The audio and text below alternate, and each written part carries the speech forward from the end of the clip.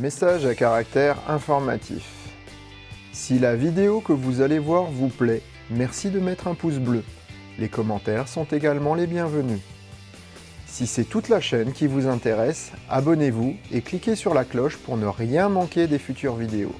Si en plus vous partagez les liens et vos commentaires sur vos réseaux sociaux préférés, cela favorisera le référencement de Vroom ou pas. Toutes ces actions, qui ne vous coûtent rien, permettent de mieux faire connaître la chaîne et de la faire prospérer durablement, afin de vous proposer de meilleures vidéos et plus de contenu tourné maison. Merci d'avance et bon visionnage. Salut tout le monde!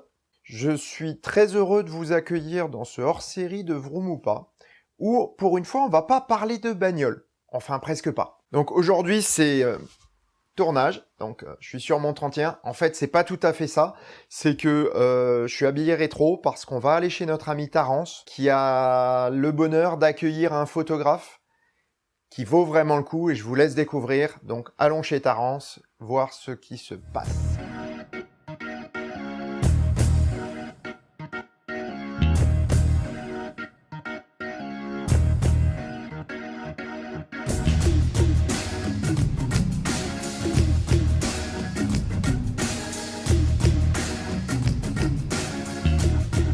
Bienvenue chez Tarence qui nous a gentiment invités donc dans son antre, comme vous voyez autour de moi, et qui nous a invités à découvrir quelqu'un qui fait de la photographie d'une manière un petit peu différente. Et donc je vous présente Raphaël Laurent. Bonjour Raphaël, qui fait de la photographie à l'ancienne, mais il va se présenter tout seul. Alors, moi je m'appelle Raphaël Laurent, je suis photographe depuis à peu près 8 ans. D'abord en amateur et depuis 3 ans je suis devenu photographe professionnel. Et donc je suis passé du numérique à l'argentique parce que je voulais retrouver la matière. Et ensuite, je me suis mis au collodion humide sur plaque de verre, donc un procédé de 1854 qu'on appelle l'ambrotype. Et donc j'approfondis dans cette voie-là parce que c'est quelque chose que j'aime beaucoup. Dis-moi Raphaël, qu'est-ce qu'on peut faire comme type de photographie avec ce procédé ? Alors des photographies qui sont nécessairement composées, on peut pas vraiment faire de reportage avec au collodion humide, donc c'est vraiment un travail d'auteur. Il faut réfléchir, il faut mettre en condition, faut rassembler les conditions pour faire une photo. C'est-à-dire que on peut faire de la nature morte en prenant des objets et puis en les mettant, en tirant du sens de la manière de les poser sur la table, un peu à la manière des natures mortes qui existaient déjà en peinture. Et après, on peut aussi faire du portrait. Il y a beaucoup de portraits qui sont faits en collodion. On peut aussi faire des voitures, là, comme aujourd'hui. C'est intéressant. Il y a les chromes qui ressortent, comme la plaque qui est un petit peu métallique comme ça, avec les chromes, c'est joli. Toutes les photographies où il y a la texture qui vient, où on peut jouer avec des flous. Voilà, ça reste du noir et blanc toujours, et c'est pour ça on peut vraiment jouer sur les textures. En fait. Quelles sont les conditions dans lesquelles faire ce type de plaque peut être intéressant, et après comment les mettre en valeur ? Alors pour faire la plaque, il faut du temps, un peu de patience, parce que évidemment pour fabriquer une plaque il faut compter à peu près entre le moment où on nettoie le verre et puis le moment où on va révéler la plaque, il faut compter à peu près 20-30 bonnes minutes. Et puis après, il y a encore le séchage, et puis ensuite, pour les mettre en valeur, moi souvent derrière, je les recouvre en noir. C'est ce qu'on appelle monter un ambrotype. Il y a plusieurs manières. On peut la peindre derrière, ou alors on peut la monter avec une autre plaque noire derrière. Moi souvent, je les peins et puis je les présente sur un petit support, ou alors on peut les encadrer avec un support noir, avec un fond noir. Ce qui est intéressant avec ces plaques, c'est que si on les met sur un fond blanc, c'est un négatif. Si on les met sur un fond noir, comme le négatif renvoie la lumière, ça devient un positif direct. Et le coût d'une plaque environ Je fais 100 € pour une plaque 18-24.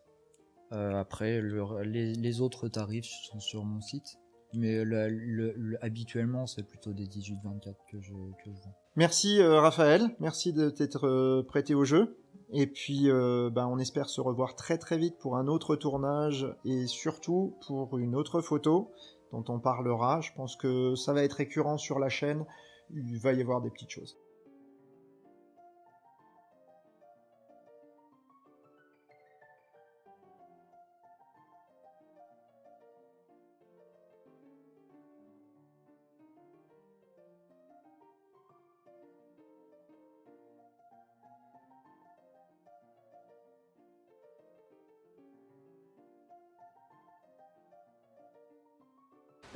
Donc ça, ce procédé que je vais faire là, c'est 1854. Pourquoi 1854? Le collodion a été trouvé en 1850 par Fred Scott Archer, qui était un Américain qui a trouvé ça. C'est un procédé qui est américain. D'ailleurs, ça colle très bien. Donc c'est parfait. C'est parfait parce que c'est les maîtres en la matière, c'est les Américains. Et donc c'est 1854 parce que justement, il y a d'abord Fred Scott Archer qui a trouvé ça, et ensuite il y a un autre gars qui s'appelle James Ambrose Cutting, qui en 1854 a eu l'idée de mettre du collodion sur du verre parce qu'avant il faisait ça sur des plaques de métal. D'accord. C'était ce qu'on appelait des ferrotypes et lui a inventé l'ambrotype. Ça s'est appelé ambrotype. Alors on ne sait pas trop parce que lui il s'appelle James Ambrose Cutting. D'accord, oui. Et en même temps, ambrotype en grec ça veut dire ambrotos, c'est éternel, et typos c'est impression. Donc ça veut dire impression éternelle. Et c'est sur plaque de verre, donc l'avantage c'est que par rapport à la plaque de métal, il y a un effet miroir, c'est-à-dire que quand on prend la photo sur plaque de métal, l'écriture va être à l'envers. D'accord, oui. Alors que si on la fait sur verre, on peut retourner, on va retourner à l'endroit. Alors explique-moi Raphaël, qu'est-ce que tu fais là? Donc là je nettoie une plaque, s'il y a un peu de graisse sur la plaque, on risque d'avoir un décollement. Et là voilà, la plaque est à peu près propre. Donc là je vais prendre ça, du collodion. Alors le collodion, donc ça... Dedans, j'y ai ajouté du iodure et du bromure de potassium. Donc là, la plaque, elle est collodionnée. Et maintenant, ce que je vais faire, c'est que dedans, il y a du iodure et du bromure qui sont dedans. Et il faut l'argent pour faire des halogénures d'argent. Donc là, je vais la plonger dans un bain de nitrate d'argent acidifié. Et là, je la mets dedans.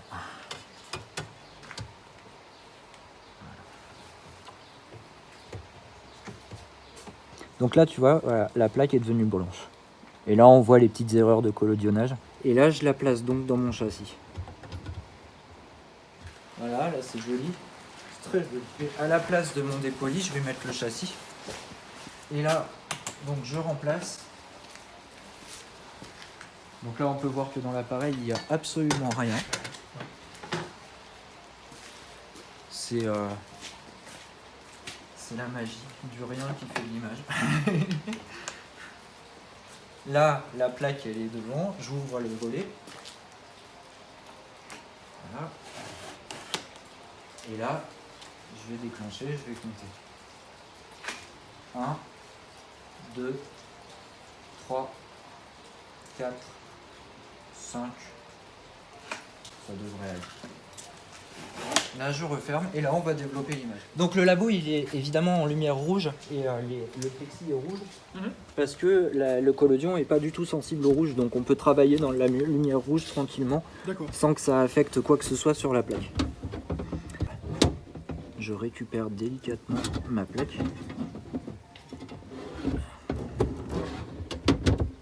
Et tu vois là, par exemple, j'ai un petit bout de collodion qui est resté. Il faudra que je l'enlève après. Voilà.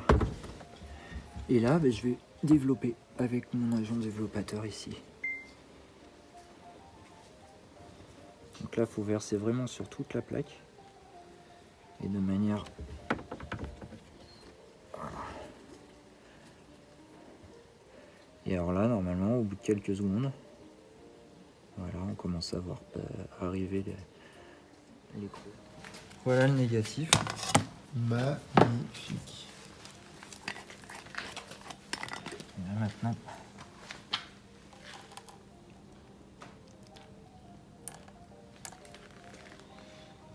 voilà, c'est en train de devenir positif.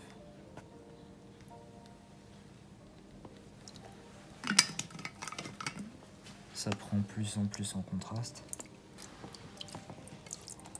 Et maintenant, il faut que je fasse un petit mouvement pour... Super. le fixateur fasse son taf. Alors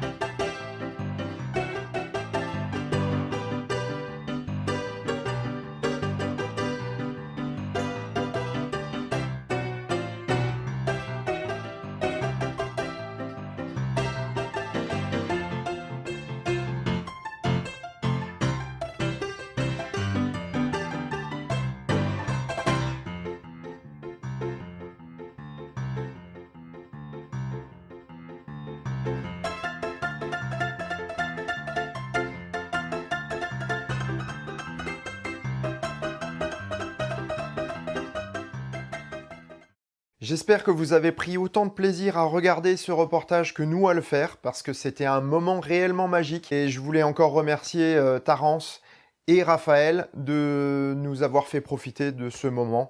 Et maintenant, c'est à moi de vous le partager.